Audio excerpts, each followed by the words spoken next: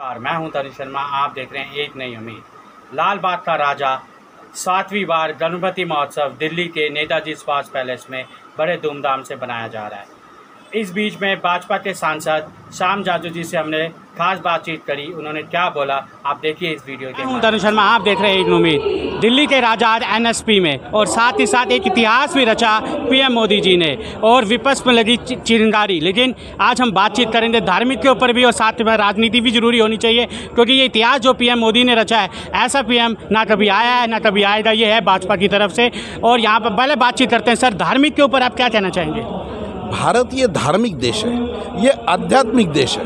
भारत की पहचान ही संस्कारों से होती है, और ये संस्कार एक रात में नहीं आते। इस प्रकार के धार्मिक कार्यक्रमों से, परंपराओं से ये संस्कार पनपित होते हैं, ये बढ़ते हैं, और मुझे ऐसा लगता है कि ये भारत के लिए बहुत गौरव का विषय है। सर, पहले महाराष्ट्र में धूम मचती थी, अब तो दिल्ली में भी धूम मचने लग है। दिल्ली के राजा अब एनएसपी में भी नजर आने लग गए हैं सर, दिल्ली के भत्तों में।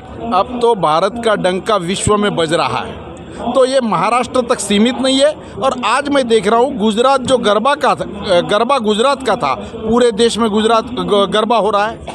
वेस्ट बंगाल का जो था नवरात्रों का उत्सव, वो पूरे देश में हो रहा है। तो वैष्णो देवी का उत्सव पूरे देश में हो रहा है। तो ये पूरा देश एक होने का ये संदेश देता है। मुझे ऐसा लगता है कि दिल्ली जैसे राजधानी में भी ये लाल बाग का राजा जिस प्रकार से संपन्न किया जाता है, निश्चित रूप से हमारे लोगों को गौरव का ये विषय है। सर, अब आते हैं राजनीति में। नई सांसद आज पीएम मोदी ने रखा इतिहास, सारे भाजपा के सांसद बहुत खुश हुए, और हर बार हर एक ने तारीफ करी। लेकिन कांग्रेस में उंगली फिर से उठी, कांग्रेस ने फिर वही राजनीति करी जो पहले करते आ रही है। क्यों सर? सांसद में खुशी की लहर होनी चाहिए। महिलाओं के लिए सांसद आया तो सोनिया गांधी बोलती हम नहीं थे, तो तब राजीव गांधी के समय हुआ है। इसलिए मतलब सर, पीएम मोदी जी जो बिल पास करने की कोशिश करें, वो कांग्रेस कही थी हमने की, ऐसा क्यों सर? गणेश चतुर्थी के शुभ अवसर पर आज नई संसद में कामकाज शुरू हुआ है, और पहले ही दिन महिलाओं का जो विधेयक रखा गया है, ये तो भारतीय जनता पार्टी की बहुत पुरानी डिमांड थी। हमारे मैनिफेस्टो में ये हमने लिखा था। हमारी नीति और नियत में कोई खोट नहीं है, ये हम इससे व्यक्त करते हैं। पूरी देश की महिला शक्ति, 50% जो समाज है, उनकी आज तक की प्रलंबित डिमांड इससे पूरी हो रही है। भारतीय जनता पार्टी को अपने संकल्प पूर्ति का आनंद है।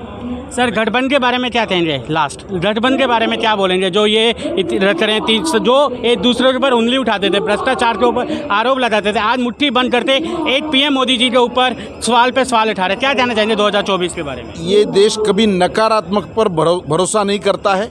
जिनकी कार्य पद्धति एक नहीं है, जिनके सिद्धांत एक नहीं है, ऐसे लोग केवल मोदी जी को हराने के लिए इकट्ठा आते हैं। देश की जनता ऐसे निगेटिव शक्तियों का कभी समर्थन नहीं करती।